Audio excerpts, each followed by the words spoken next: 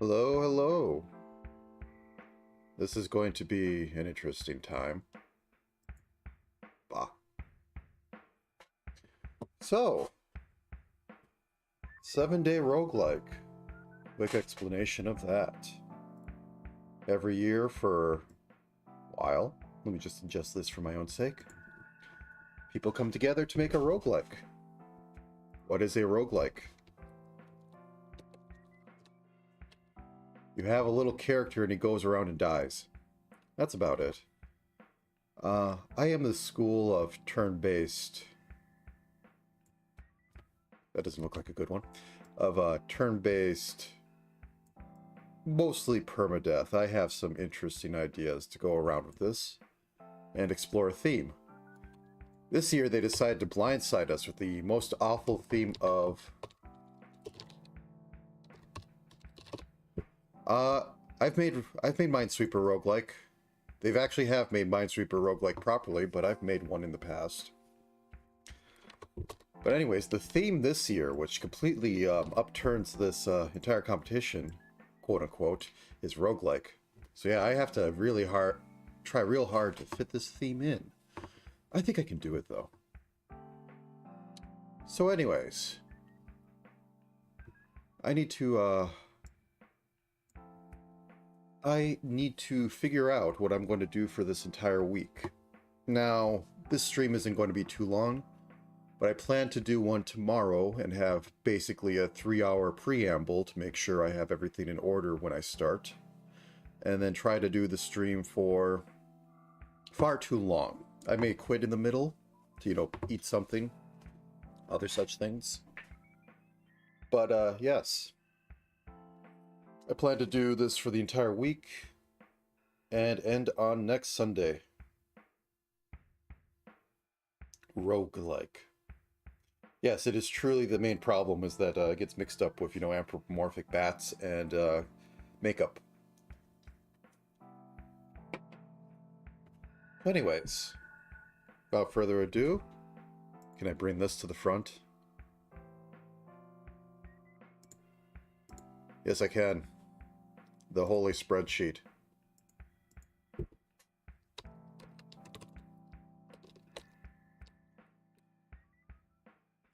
How's that look? That looks fine. So, I have 7 days, starting at 10 a.m. Central on Sunday, to fit in this entire mess.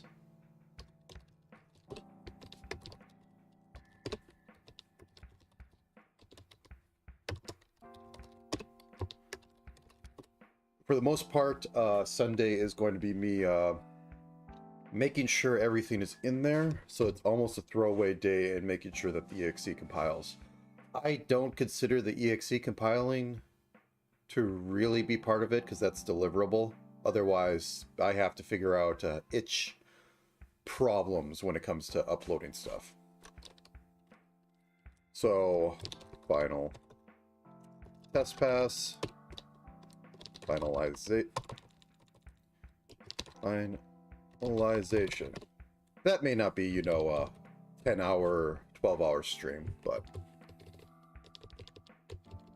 So Sunday is going to start with a bit of pre-plan. And I believe the best way to go about this will basic window size, basic color, palette, temp, what do we want to call it? Temp sprites? Yeah, sure. Full room.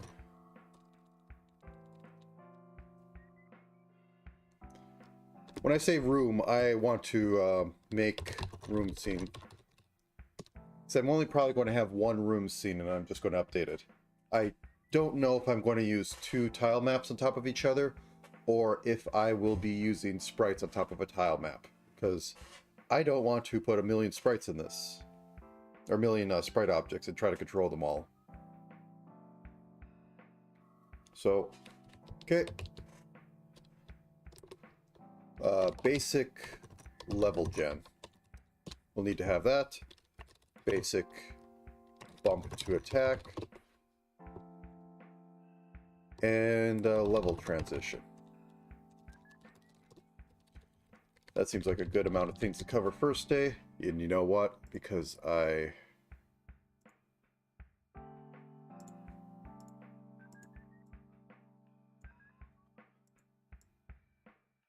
there we go. Buffer zone.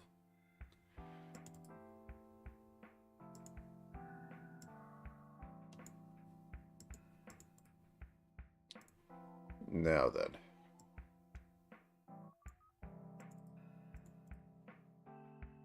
Boop, boop, boop, boop. I'm getting a little ahead of myself, but, so this should at least get me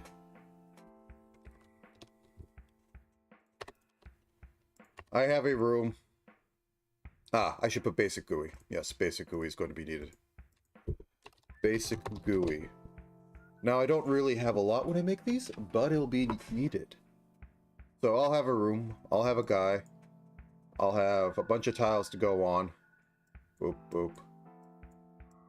And I might have an enemy that sits there until I hit it to death. So, probably need to put a scroll on there too, which is part of a GUI. Or I need to figure out how to have, like, you know, numbers pop up, which is the proper way to do things in this day and age, but I would still want to have a scroll for interesting information and prompts. So I'll put scroll plus damage numbers. Okay, so once I have that done,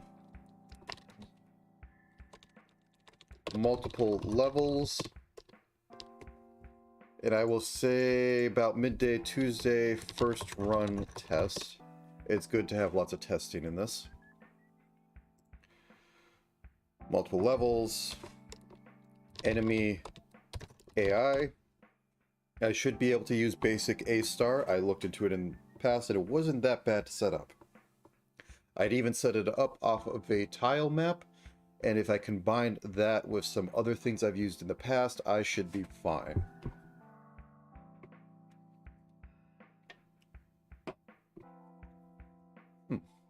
Anyways, so enemy AI, basic equipment, and I think I want to have dialogue in this, so dialogue system, which is more than I usually have, so that might get scrapped, and I will put that as a red one. Where are you? There you are, my friend. Red. Basically everything here is like absolutely needed.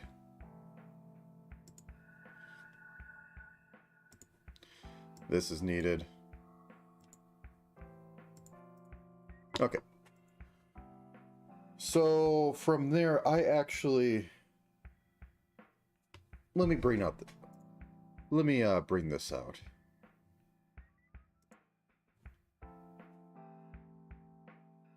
Oh yeah, you can see that. I'll have to remember that in the future. So, my current idea of how this game flow will work, let's use square pixels, yes, is I want to do something dumb and make it Metroidvania, Zelda-like to a degree. So my main idea for this, which is also building on what I have done some attempts at games like this in the past, so this will, you know, light a fire, is that effectively, let's make the most toy scenario. So this is the overworld. It's 9x9. And this is a path. Now, this path is going to be made up of randomly generated rooms. They are never stored in memory. They follow the Angband school of thought, or more what I'm going for, the Mystery Dungeon school of thought. And my one gimmick I want to have in here is that, like, you reach a door over here, there's a door over here, so on and so forth. And these make a pseudo level in that when you get to the end, it will have an exit down here, and then you repeat this but going down. And then, you know, at some point there might be, let's say, like, crossing over here. There will be a room over here, but for some reason this is like, this door connection is surrounded by, you know, burnable bushes or something silly like that. So you need that key item, and you're stuck on this loop until you find the boss or pick up an item that allows you to, you know, get through there. And that is my basic idea. There's going to be other quirky things that I think, I like to call it, I think the idea was Goblin Tunnel, where you fall into one of these and you get to traverse back to the start of whatever stretch you're on. And that is your basic mobility. I'm not sure if I'll have a map in the upper left corner, but it is the thoughts right now. Beyond that, I think it's going to be 100% to hit stuff and armor negates, or negation. I like the, you know, Morkborg system. It makes everything usable except for the hit in this case, because I think they'll be adding possibly too much. I'll think on it. I think risk to hit is a thing. Maybe I'll make a toggle to have like safe hit where you do half damage but you always hit something, and risky where you double it if you, but you miss more. But beyond that, I want to go with a countdown system. So like I said before, for some reason there's a bunch of trees, of burnable bushes in front of this door that, or for the room entrance. And you'll be able to find the fireball maker. I have no idea but what it'll be, but so you can get fireball. You use fireball and then you have a countdown on it. Like 10 or something. And the permanent relics you find, you get to keep on you for this run. I'd like to also add that there is literally a life system, in that you have extra lives. Like, you start with 3 lives. You die, you lose all of your equipment you picked up except for the relics, which I would say are pretty much mid-tier because they only have one effect. And then you pop back over to your starting position. Then you go about and do it again. I don't think I'll do death runs or anything like that, but that may change because that's kind of interesting. But the basic loop is explore. That's not big enough. Explore. Find place. Can't go to. Find item. Return to place. I can't spell. And that is the entire... Oops. That won't move right now.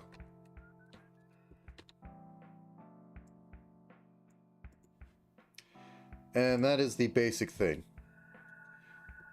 Enemies will be mildly dangerous. The big ones I think will be elites and actual bosses, where literally you walk into, like,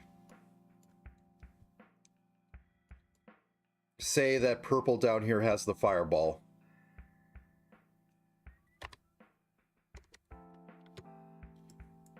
So you walk into the room and it just goes,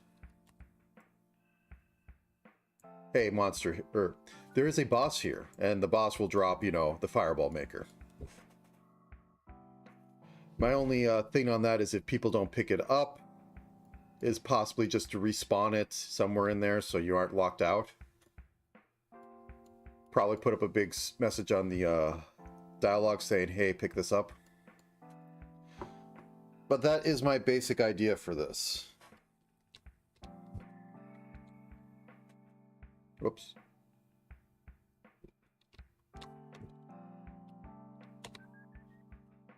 Beyond that, I want to have like little pithy NPCs every once in a while for, you know, a safe area.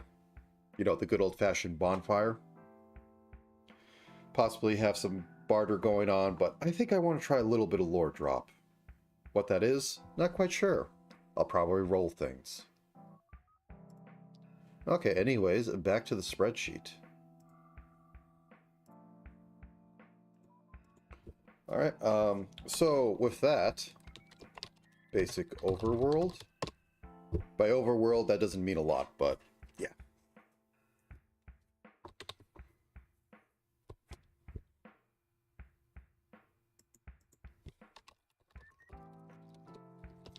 I'm going to space these out. When I say test run, I mean like literally a couple hours of going at it.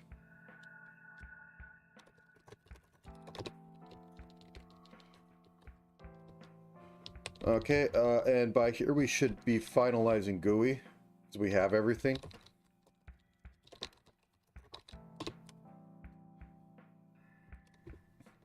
Make players...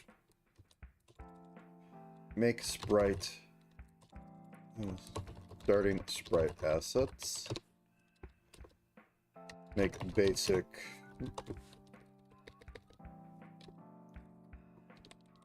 I guess that goes underneath basic or enemy AI. Why not? Make dialogue system, which would probably just be a window that holds all the rest of your actions until you click through it.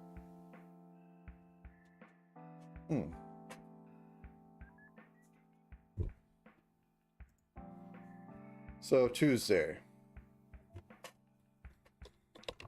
Make lock and key engine.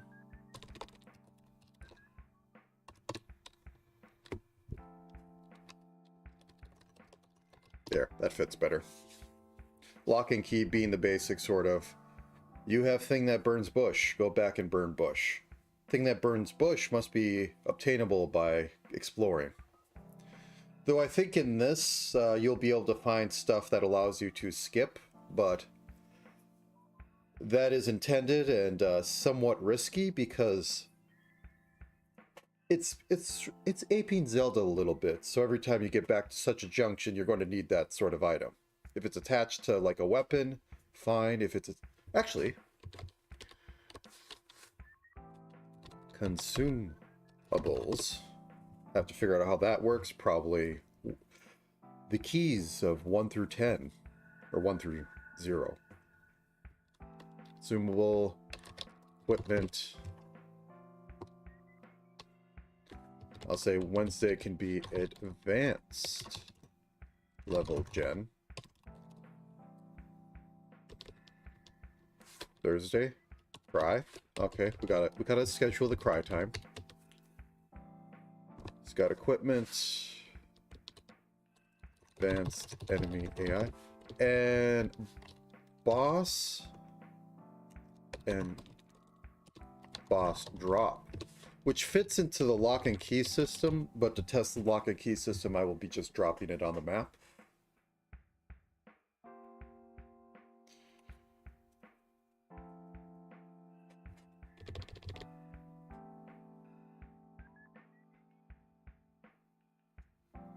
Thinking here.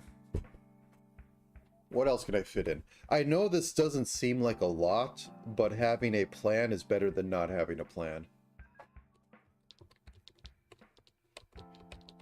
I will say by Thursday I should have full game potential. I.e. that you can go through and hit an end screen.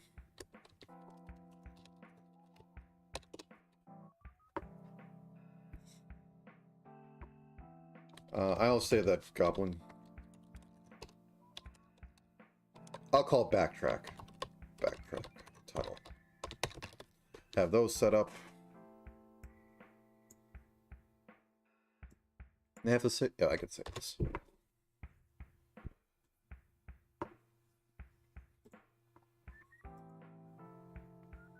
So I also want to have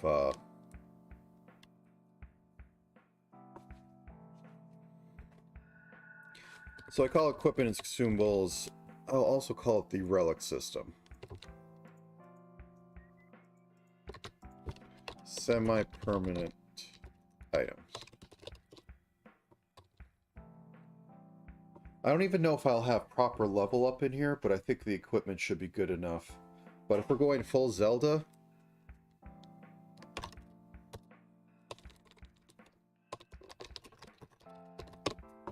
let's just go full Zelda. The Dark Souls of Zelda. Anyways, so, and then we should have a complete full potential game. So we have bosses, final boss, and I think the bosses will be following a let me just go back into this. Bop. Bop.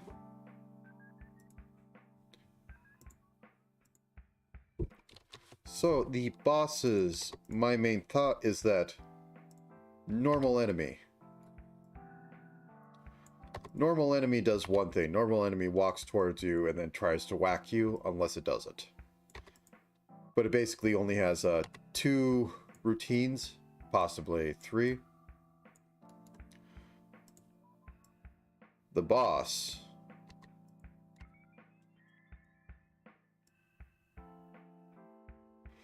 is probably going to have multiple things it can do. Like, you know, area attack, single attacks, some sort of leap system, possibly. And I'll say 4 to 5 basic things, and, you know, desperation mode, it pulls in like 2 more.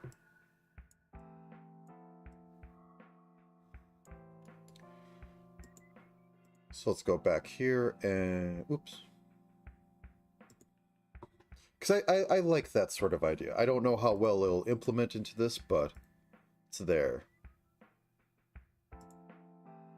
I'll put a note down here. Boss engine. Deck of cards of actions. Actions requires some UI on what action it is doing. So it'll be stupid stuff like, Bob, this works. Stupid stuff like, oh no, it's, bouncing up and down a lot. That means it's going to do its big, like, area of effect attack. Once you know you move. Or maybe it squishes. That means it's going to do its leap attack, so you better get, like, further away or prepare a, block from a shield item. Something like that. I've done stuff in the past that was more explicit, but I think I'll avoid literally highlighting everything. It may come to that, but we'll see during testing.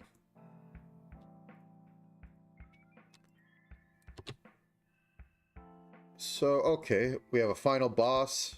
I almost want to make multiple final boss. We'll just put it off. Multiple final boss is. Put that off till Friday.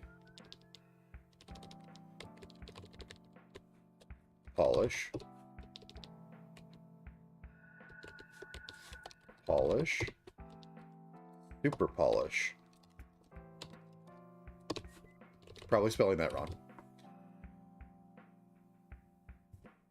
My mic is working right. Well, it says it's working. Okay, then. Now then.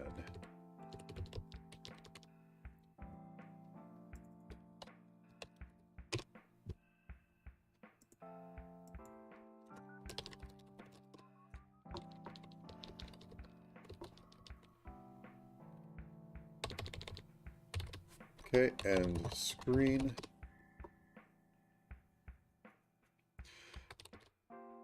Maybe some sort of intro screen. I'll save that. That's more of a finalization thing. Intro screen. on boss death. Put another insert in here.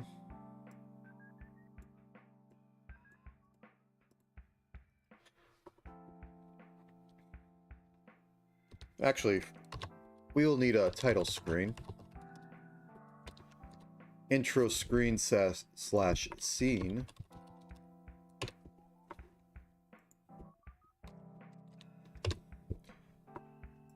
Because it might be nice to actually, you know, walk into this mess.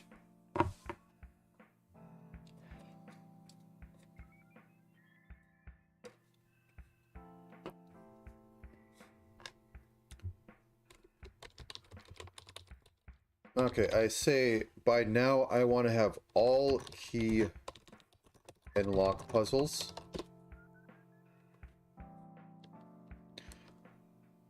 All relics. Test run of all. So that would be full game potential, definitely. If my main game is going to be, you walk around, you find item, use item at lock, continue on, so on and so forth. I need to have all of them in place before I can call it full game. So, into that. I'm going to literally put debug there. Debug there. We can worry about the bugs starting Wednesday. The big bugs. So that gives us 3 days to make most of the components, and then we can make sure they're all integrating correctly by this time. Lovely. I will just call this day of test run.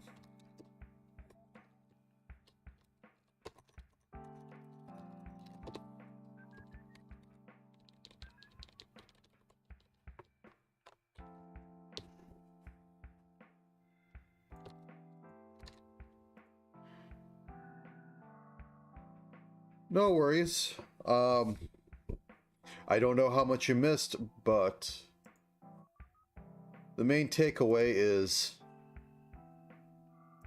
to sum up, whoops, we're going to try and have a vaguely Zelda thing going on. The bosses are going to vaguely have attack patterns, which you will deal with. Ah, okay. Attack patterns that you deal with, and I'm probably going to be crying by day. Oops.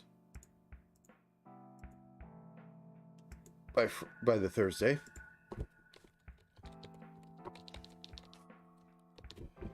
And I need to sort out, I guess kind of at this point I have a mess here. Friday and Saturday are going to be the days I can't really plan. Saturday the most especially. All plans will die by Saturday. Multiple final bosses might be cool.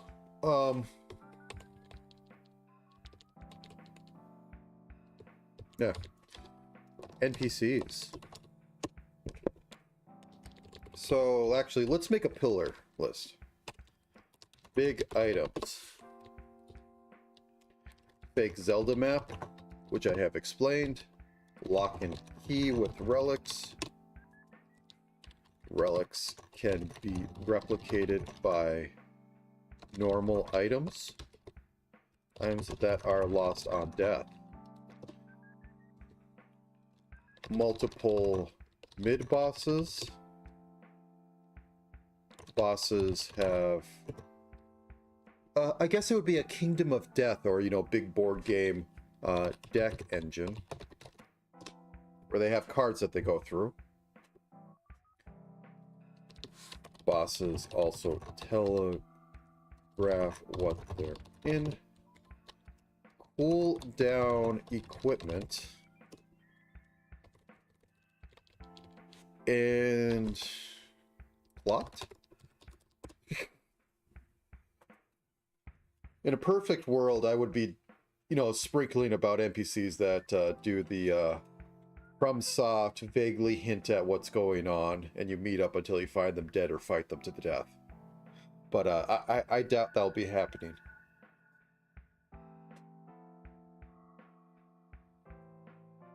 But I think that encapsulates what I want this game to be. Actually, permadeath. You have a life system. An extra life system. Gain from beating bosses or random drops. Yes. Day of the NPCs?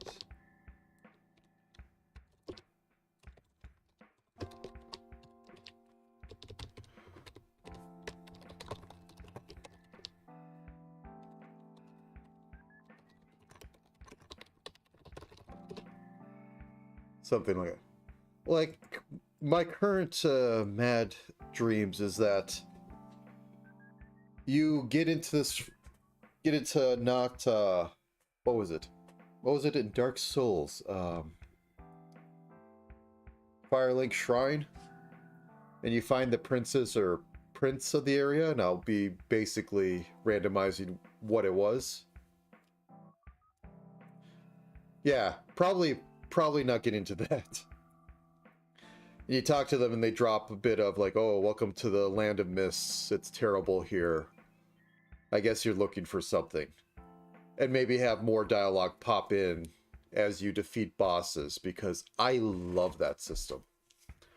I think that is one of the best things that sticks in my head forever, is literally having this hub area where you kind of Pokemon collect all these NPCs that expand the world. So in my dreams, I think of that town, but otherwise I think of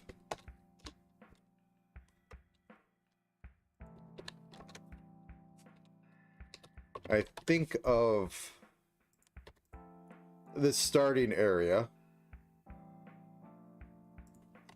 where, you know, it's a square thing. You only have like one or two areas that bridge off it that you understand how to get to. And then like later there will be like this weird thing, if you find a key and bring it back and open it, this will permanently be open. Or if you find the strange portal and activate it, a strange portal will be here. And this, you know, like goes up all the way to the top of the map. This goes into a special little goblin tunnel that brings you over here. Something like that. And then you have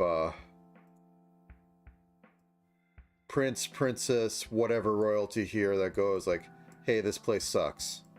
After you kill the magic guy, it's like magic guy over here is like, hey, this place kind of sucks, but it's kind of cool. And, you know, maybe you always have, you know, crestfallen guy going like, wow, this place sucks, and I don't want to do anything about it. Then you find somebody that goes on and on about, you know, hey, you want to buy some swords? After, like, I don't know, you defeat X bosses and you get this guy, so you can, like, when you die, maybe I'll have you keep some amount of gold or something, or he'll just offer you something if you bring back gold from him. I don't know. But given the way the system is supposed to work, you'll be looping around here until you find a different loop to go through. Like, 256. 256. I do have the right screen up. I don't know how big. Brain says literally copy Zelda's size. But, you know, you start at not Firelink Shrine. And then you have these over here.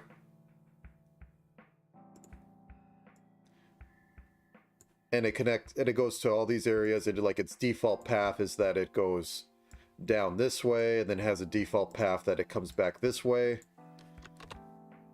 And then a default path that it drops you off back in there. And then, you know, I randomly like line these up so that some spots Because I'm thinking pretty early on, I want to have you trapped. Like, you're going in this loop to figure it out. But then you get the items to go into... I should have made the grid first. Boop, boop, boop. Boop. Boop, boop, boop.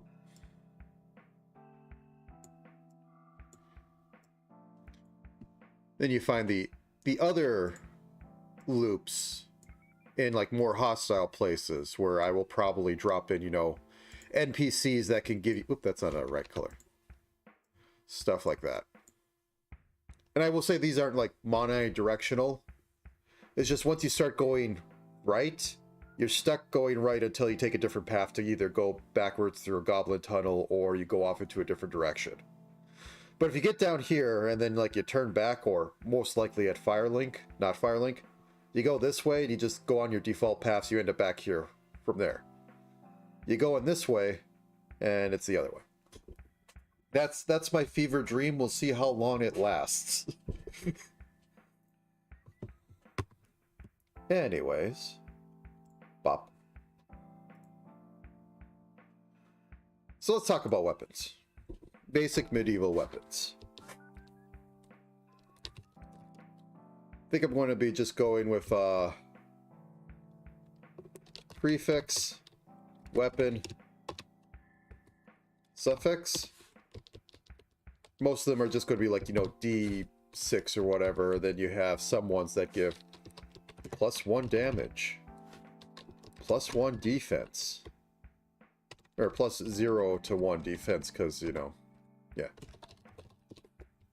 And the suffix is where it gets interesting because of Fireball. Like what I was talking about before, you can find a weapon that can emulate the relic you keep on death. And, you know, just have some combat thing, but it'll have like a large cooldown of like 30 turns. Until you can spit off a fireball again. I might make it something like every couple rooms. That seems like it might work.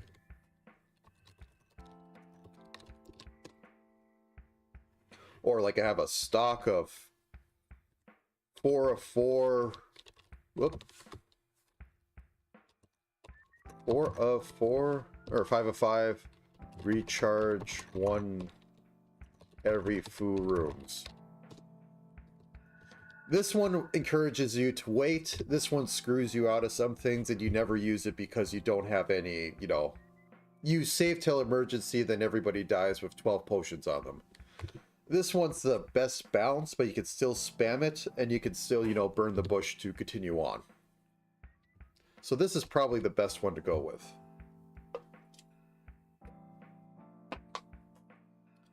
And as, you know, I am totally not ripping from Dark Souls upgrade system.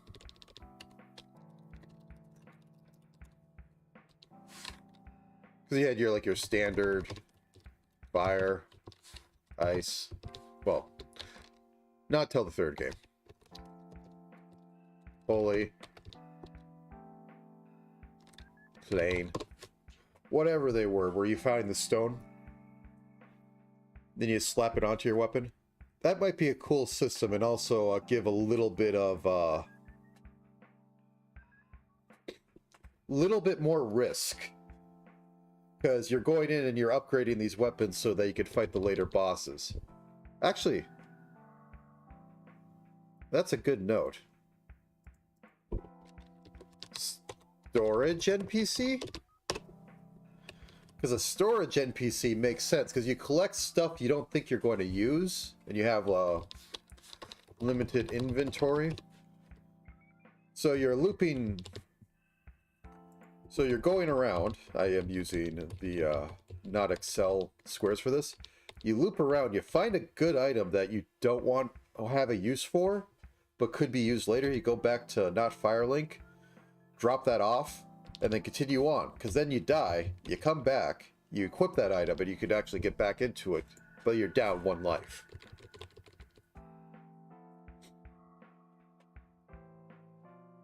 I don't know if I'll have proper +1s. That seems a little, that seems a little finicky. But we'll see.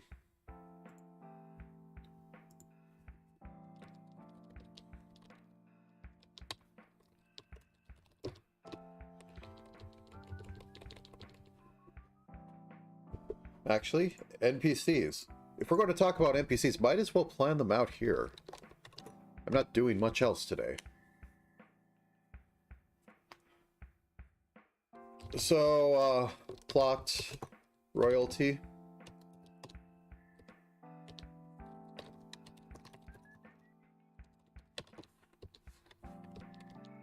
Sure.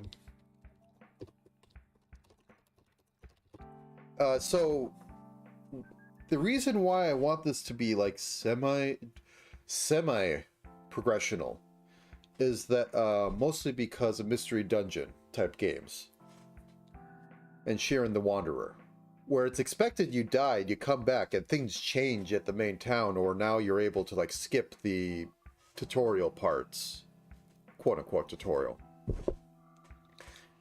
And I want to try to play with that. I kind of tried to play with it before, but I ran out of time because I was fighting a bunch of things. But maybe I'll actually get down to it because I'm streaming this and I have no escape. Crestfallen.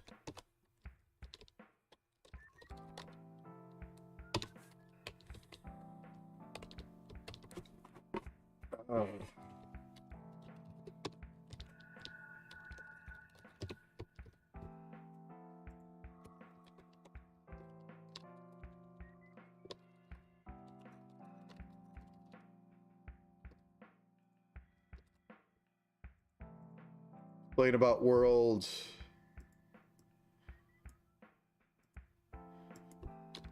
Talk about bosses. Talk about concept of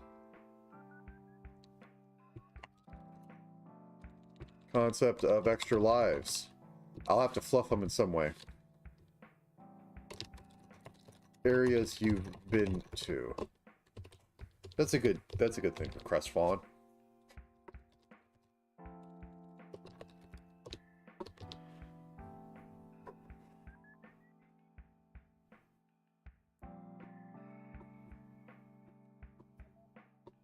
Skip before any cutscenes? Yeah.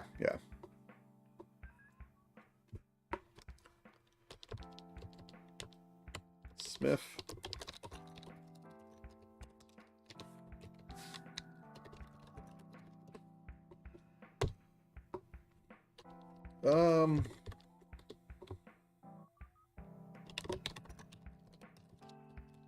And we'll call you the Tinkerer. There, that's a good halfway step. If you miss a relic and just continue on because you're dumb, the Tinkerer can sell it to you, but it can also respawn in that area, or maybe I just respawn the boss. I'm not sure yet.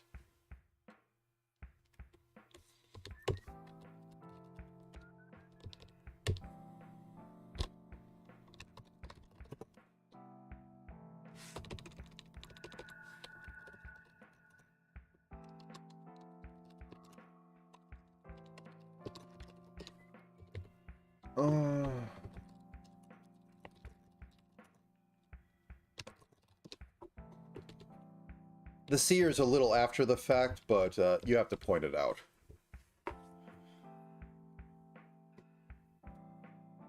So I have a good amount of them.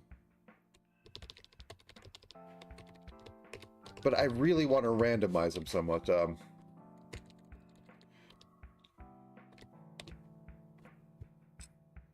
I know it's kind of dumb,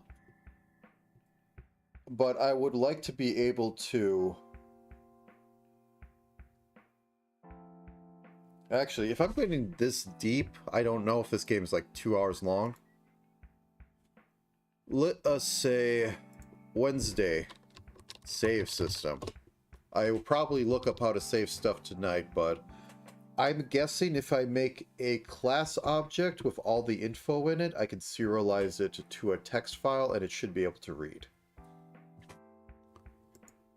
Anyways, so as I was saying, I was talking about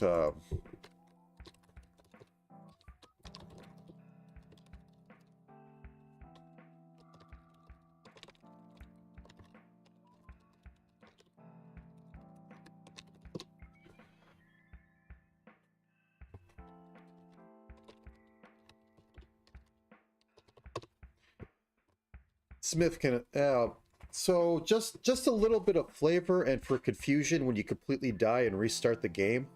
I'd like the NPCs to be mixed a little bit. They're all functionally the same. It's just, you know, a different sprite and a few extra dialogue things. It's kind of a stretch goal, but I would like it a lot. So anyways,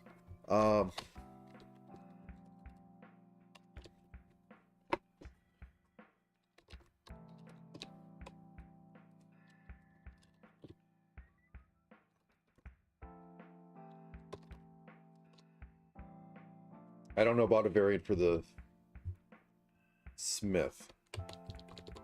We'll call him the Explorer. Tells you about areas you haven't gotten to yet. Explorer have encountered 50%.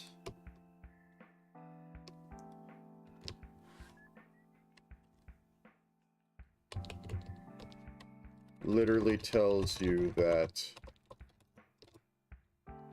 there is a bush between forest and dark forest. So that you don't get too lost. Maybe even 25%.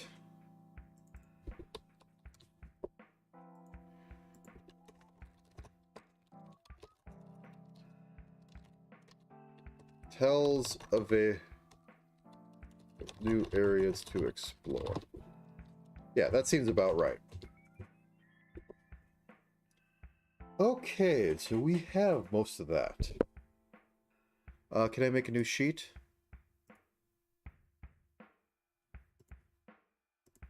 Sheet 4. Areas in game. So the most simple one is a forest. Then, you know, we have mountains. How big is Zelda? Zelda 1 world map. So first Zelda is 1, 2, 3, 4, 5, 6, 7, 8, 9, 10, 11, 12, 13, 14, 15, 16, 17, 18, 19. Am I off by one? 1, 2, 3, 4, 5, 6, 7, 8, 9, 10, 11, 12, 13, 14, 15, 16, 17. Okay, 18 by 1, 2, 3, 4, 5, 6, 7, 8. That's a really skewed map.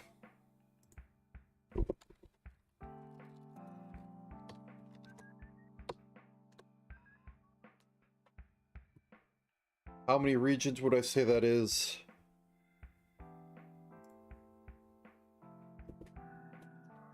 That feels like 5. I'm trying to just get a some numbers. No, let's go with this for basic things. So we have forest, we have mountains, we have plains,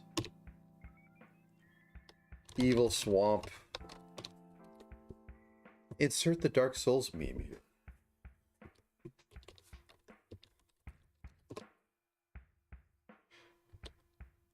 I guess an evil village works too.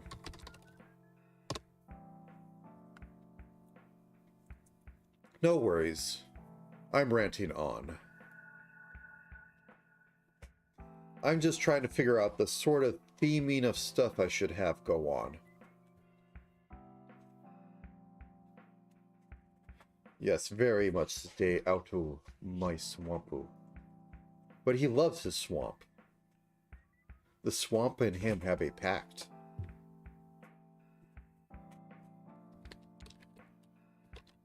Bay Forest? Okay, actually, let's play a little bit of code thinking. So, let's have a toy example of 3x3.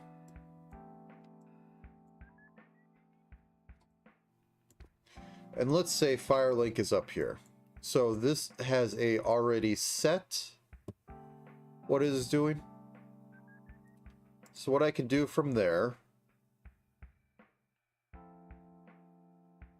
is see down like, okay, that is going to be forest.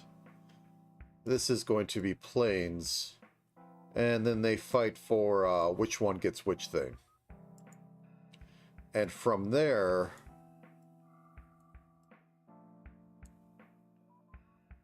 I can like call this north, south, east, west.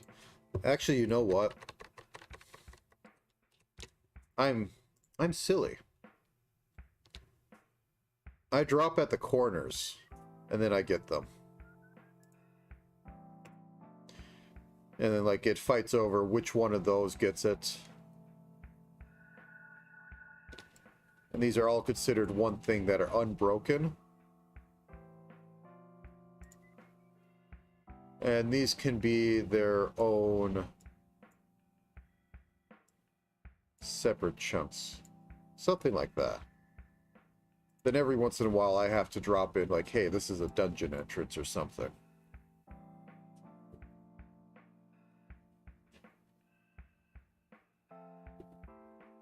Might be thinking too hard.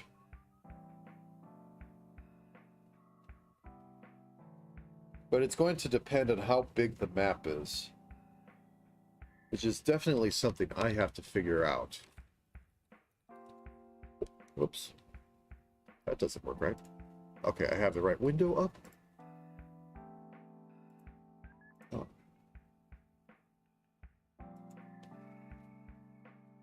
So, 256, 256.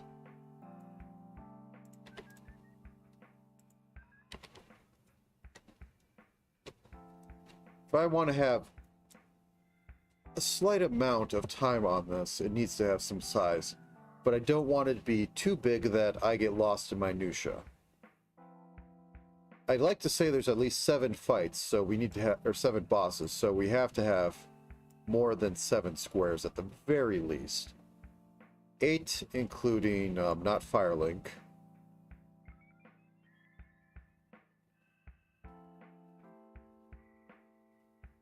And each square, technically, there's like 4 transitional rooms in a going between squares.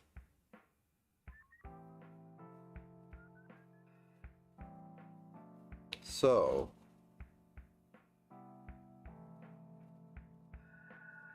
Zelda map was 16 across. Let's go with 8. 2. Oh. That doesn't work. That doesn't work at all. 2, 2. That might even still be too much.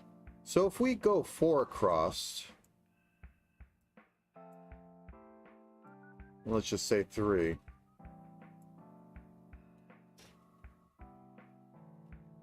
That feels too small. But I think we'll start with this. So I'll put down... Let's go back to this. All right. Starting with... Let's go 6 by 4. That seems reasonable. I don't know why I think it's too small. It might be more than enough. But that will be our world map size. And then I can... And I can do a little bit of Voihes? No, it's not Voihes. It's some system where I'm able to... Oh, I might as well just talk about it. So this is a classic roguelike implementation for like 6 for map design.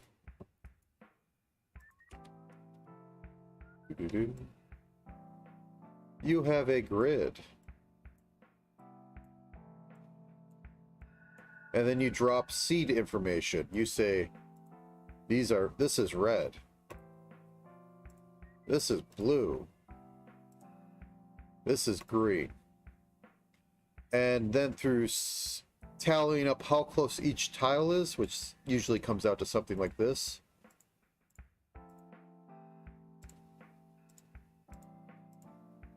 you figure out who owns what territory. And this is very useful for... I mean, this came out to something like this. When they have irregular maps, it's very useful for making like kingdoms and stuff that fight each other. I have coded up a few in the past, so it isn't too hard. Then you have something like, you know, these two right against each other. And somebody loses.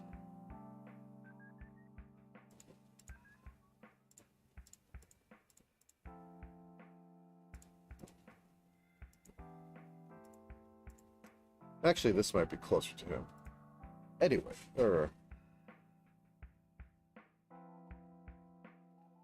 anyways, I can use that for the basic.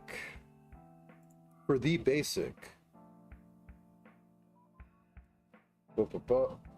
are you? There you go. Go away. For the basic placement of this stuff. And then spice it up with a few rogue things like the shrine.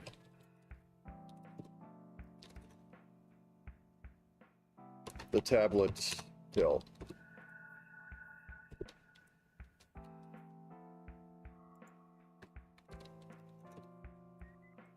Rogue, I mean, we literally just drop it on a square. Or on a transition. I'm not quite sure. They're effectively the same, depending on how you move them, but yes.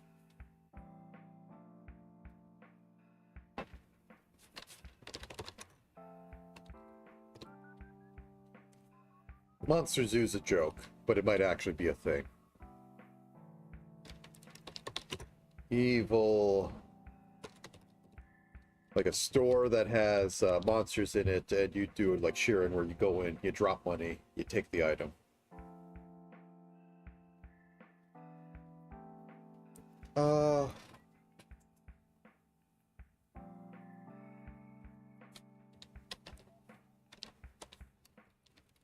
Actually, Castle might be a good area in the game. Can make it very traditional. The carving systems in this are going to suck, I just know that.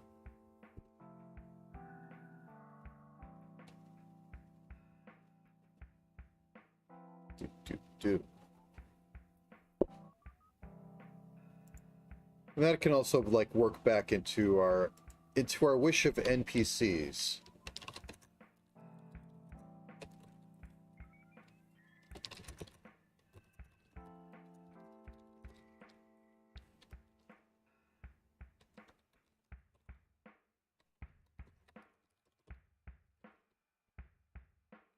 But yeah, if I want the Explorer to work, I'll have to...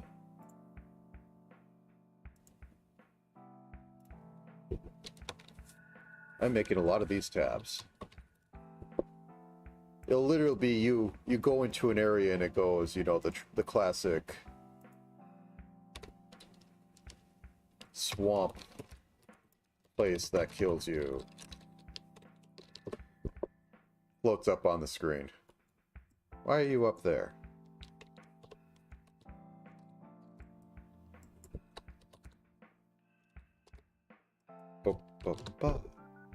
Swamp place that kills you. That might be a cute thing, like, you have your equipment GUI up here. You transition into a new place, it tells you the new place. Then it puts, like, at the corner what the place is. But the first time you go there, it just, you know, pops up this big thing of text that's all dramatic about it. And it'll help you remember it for, like, until you die too many times and you have to restart the world, which will be utterly devastating, but that seems fun.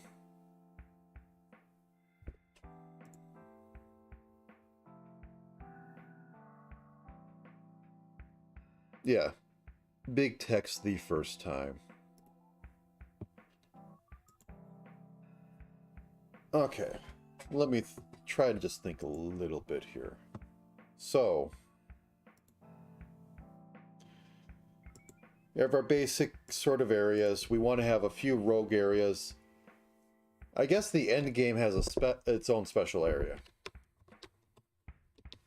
What is end game?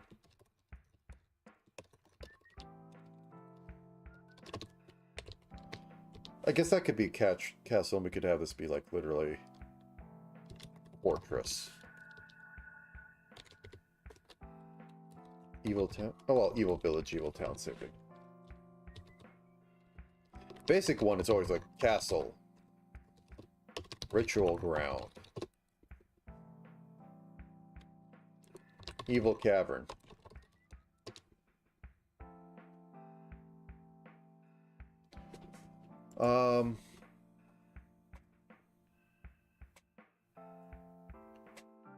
So, yes, quite a few things to think of. The only limitation I really have on this is that, you know, color palette will have to be taken into account.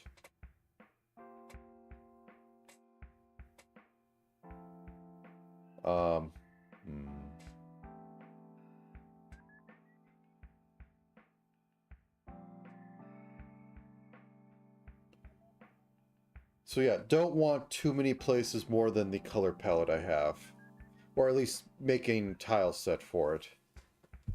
I guess church is always a good one. Church. Temple. Temple's always useful for this. And one thing that might be the main reason why you'd want to know about these areas is that they have different item drops. You go into the evil village to find random consumables, I guess, that will be splattered about the place. You go into the fortress maybe to get item or weapons. But you also have to unlock it. Otherwise, it's still going to be roguelike. Anything drops anywhere. There's no care in the world. Because that makes the game work.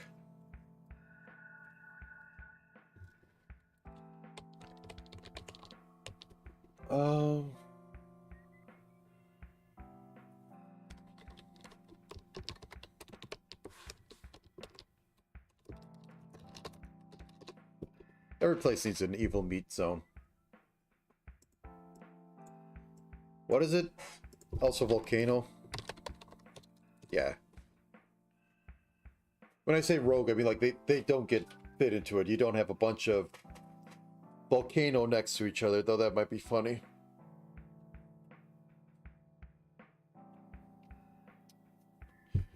Alright, let's just go back to the plan and see how much it makes sense now.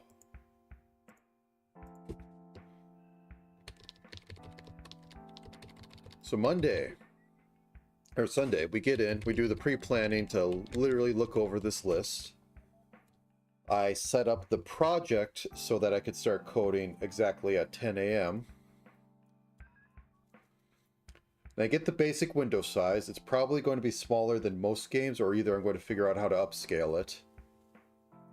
Honestly, I think I might as well just work at the size it's going to be and make big sprites. Big, chunky, 2 times size, 4 times size sprites. Just so I don't have to hurt myself too much.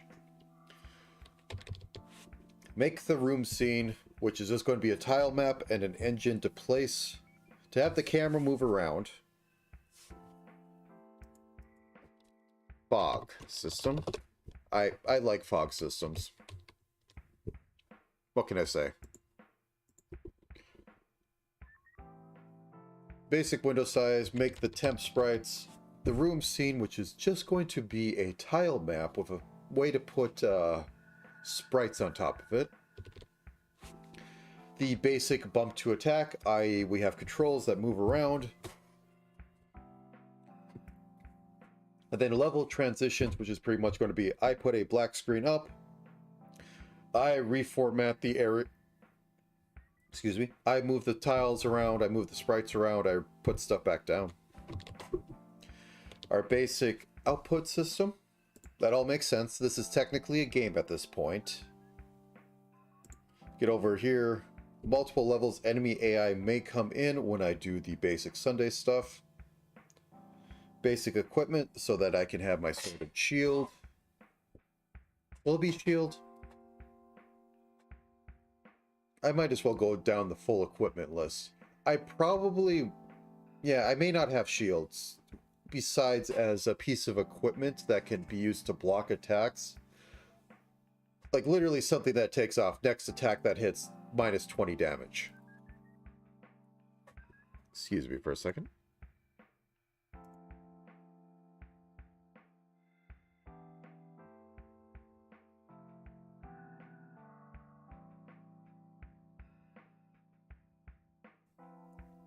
All right then. So, dialogue system may or may not happen, but I want to have it happen because I want to have a basic amount of plot. Plot being, hey, this is a misty, weird world. There's a guy that's... You're here to gain power or something. Yeah, okay, let's go with that. Basic overworld, which is to say my convoluted system of transitioning between tiles. Finalize the GUI, which I need to do early so I can have real estate for how big sprites should be. Spend like 2 hours making basic sprite assets.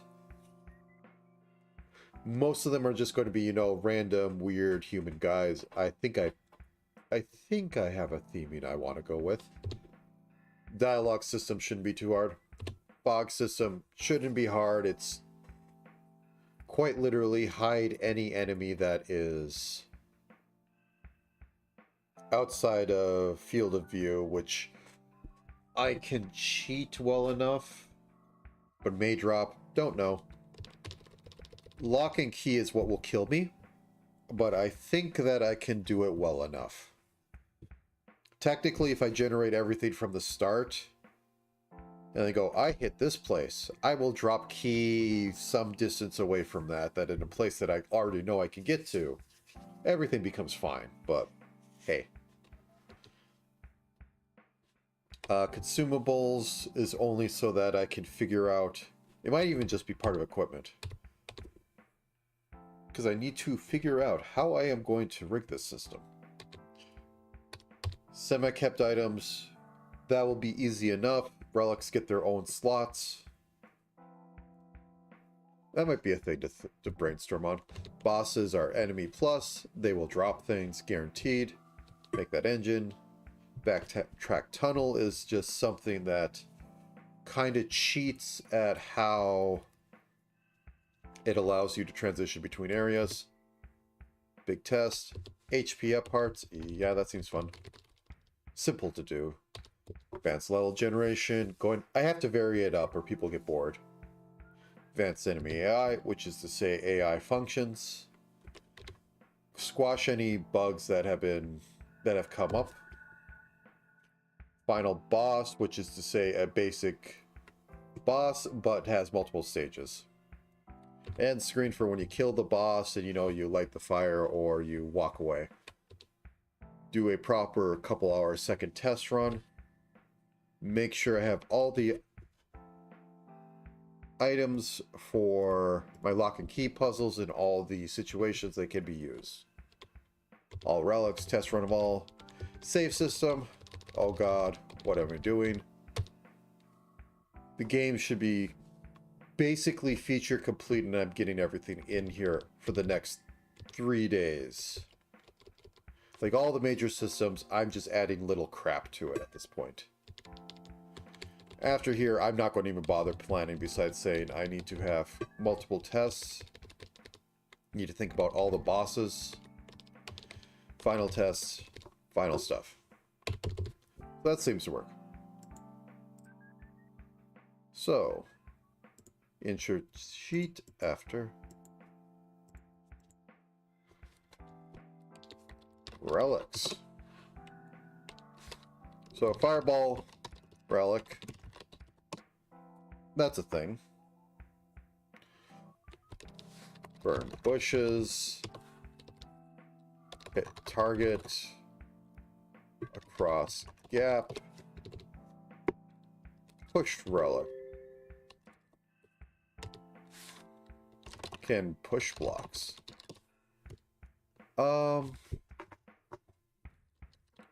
Jump relic. Can jump one tile gaps. Escape item.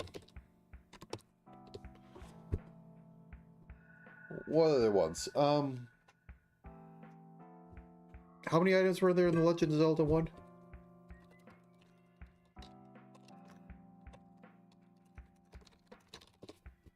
I have a book somewhere. I need to figure out where that is.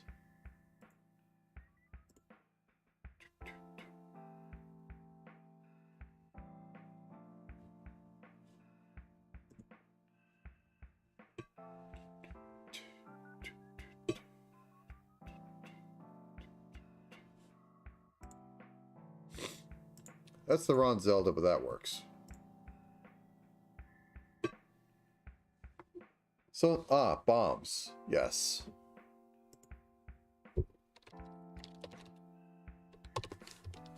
It actually really wasn't my thing either, but I'm just drawn to it from a design standpoint.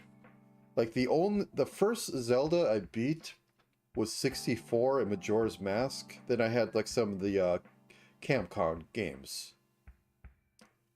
Those I beat. And a Link, or no, and the DX one.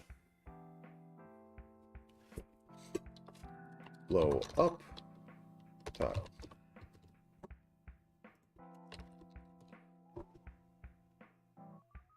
Two. So bombs is on there. What else?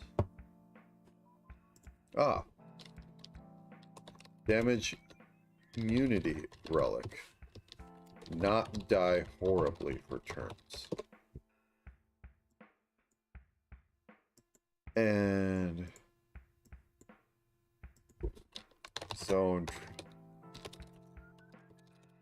like high damage tiles.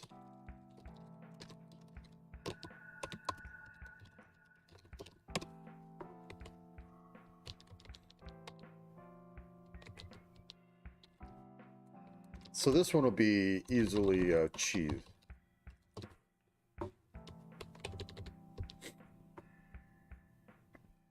Hook shot I don't want to have because that's just too much work. Magic powder. Maybe. Ocarina doesn't make sense.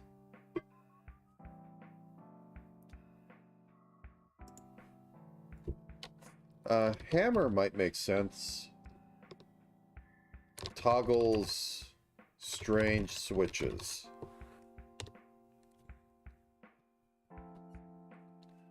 Plus stun attack.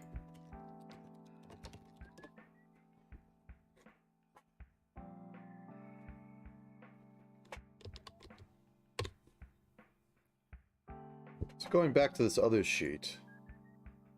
So if things have like an ammo counter and they count up between rooms.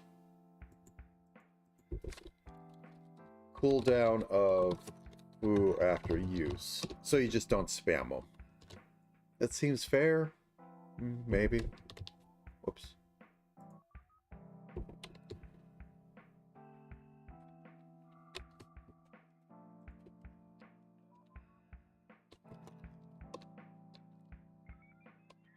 Magic powder relic. Strange effect on enemies. Access some magic doors.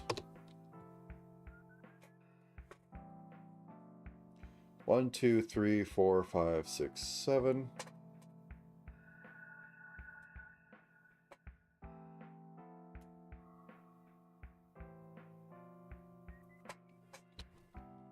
Technically, like, if I do a lightning relic, well,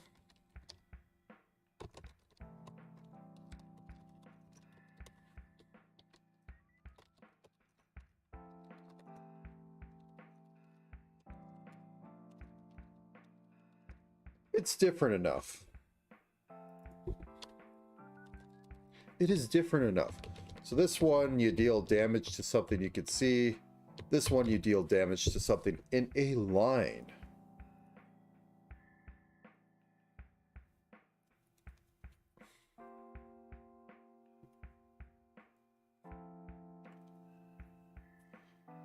Might have either or on this. How many is a good amount? The silliest thing about the original Legend of Zelda is that it had, you know, a raft and a ladder. So, okay, let's go down the list. Sword, magic sword, shield, magic shield. Boomerang hit wasn't actually required. Bomb was required. Bow and arrow, so a ranged attack. Candle lit things on fire. Recorder had some interesting effects. Food was a weird one. Letter didn't matter. Magic rod, mildly required. Then you had the raft, and then you had the book, which were basically raft was weird. Book.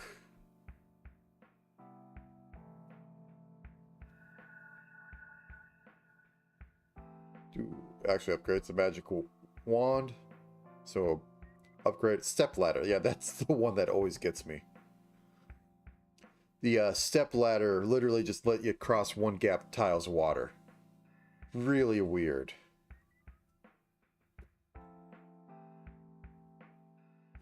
Then you had your weird drop consumables.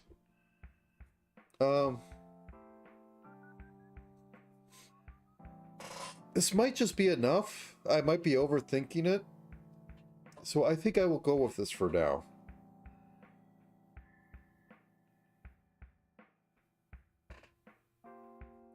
Because... sorry. Yeah. It should be simple enough to set up. Like we'll have to have linked entities. I.e. you electrify this thing, this door moves away.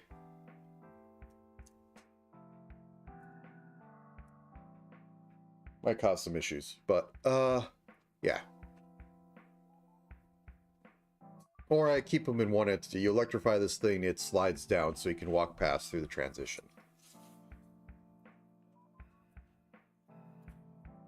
Good enough for now. If I want to overcomplicate it, I could do it on Friday.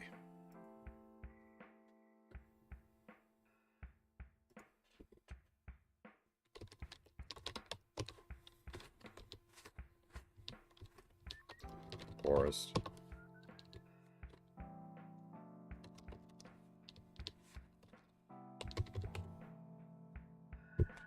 I don't know what those guys are doing. Possibly sell consumables based on the area you encounter them. Actually, that might be cool. When you go to some of those areas that you randomly reach a rest site, you might meet some of these NPCs which come back and, hang out.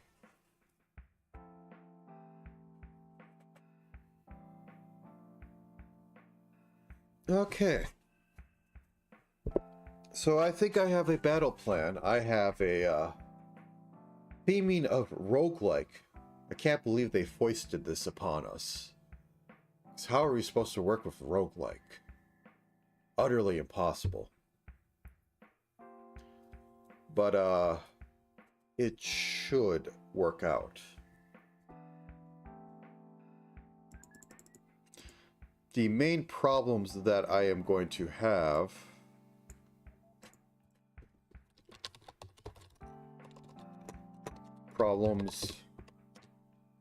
area generation, always a thorn in my side. We have area generation, we have fog system, lock and key, crucial.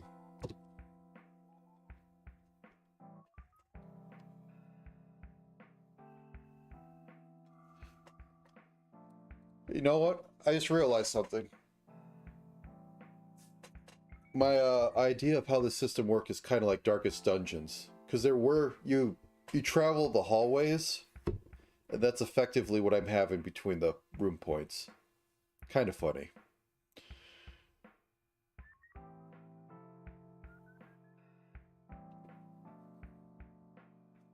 I don't think basic bump implementation will be a problem. I don't actually think dialogue will be much of a problem. I just have to have areas that are stated safe. Unless I want to get, you know, Western game and allow you to kill your NPCs because reasons.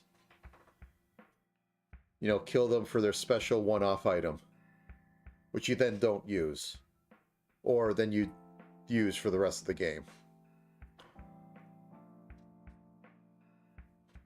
But it shouldn't be too hard to think of. So.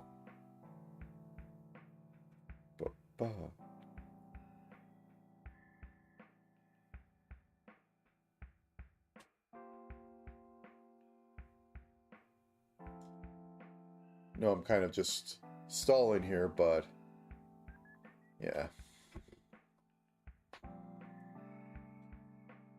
Not to pad out too much more, but I want to be sure I have everything I need to think of today.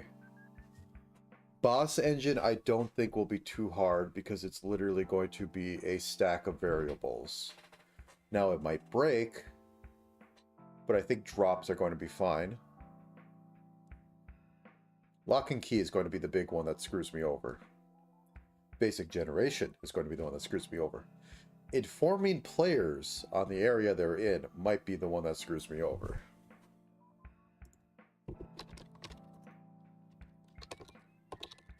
I might just be thinking too much about that, but it seems to be the major problem.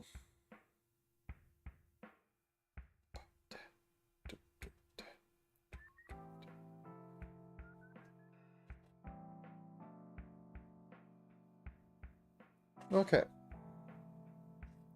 And then from there, it's just mostly picking up if...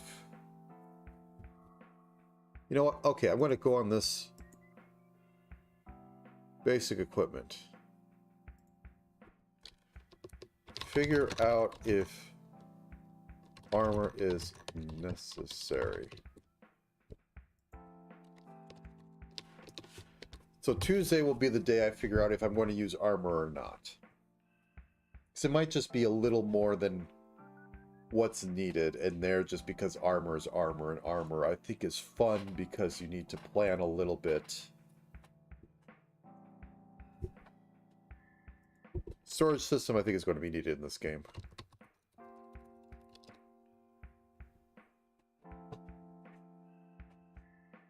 Oh, probably. Basic rogue generation isn't bad. Fear and Hunger, which they left it behind, had one of the actual best ideas you could do in RPG Maker for that, which is just have variants. And with enough, like, room variants, it works. But that's still hard-coding a lot of room variants. Another RPG Maker game is the Mimic game, which came out recently that I actually find kind of an interesting concept. Where you basically have logic battles against what are these chests are a mimic, so that you could get items to actually defeat enemies as you go down the dungeon. And they're randomly generated logic things.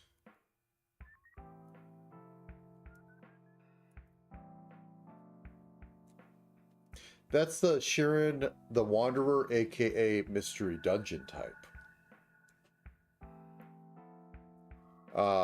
Generally, those are... I don't know the original things. Let me sit you down for a little bit of history. The original Rogue worked off this.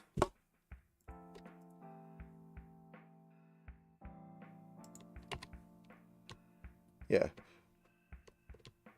The original Rogue would pick your starting room out of a 3x3 grid and then randomly walk until it couldn't walk anymore, then randomly join remaining rooms until everything was set up, and then maybe, like, you know, not have one of those rooms. Like, it'll pick one that it doesn't actually join up, and then it would make the rooms around them. And the original code was basically pick spotted floor, draw thing around it, then draw snaking tiles to the other point in adjacent room. It works quite well for what it is, but it doesn't make cyclical patterns, which I'm avoiding entirely. Like, I am hard avoiding trying to make any interesting dungeon design by having an overworld. All I'm going to have to do is make sure there's enough variety in the rooms as you go through them that you are able to pretend, because you're thinking of the bigger map, that they fit together in interesting ways. I know people have done the Zelda likes before, where it's literally how Zelda maps go together, but I'm just using that as a basis for, like, hey, what kind of theming and enemies are in this area?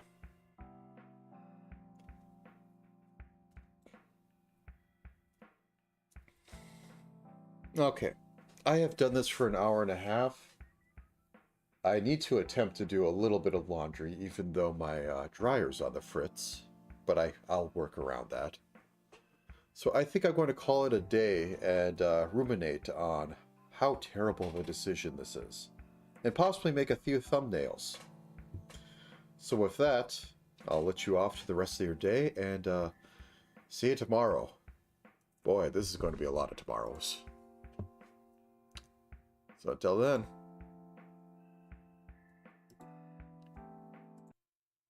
have a good time.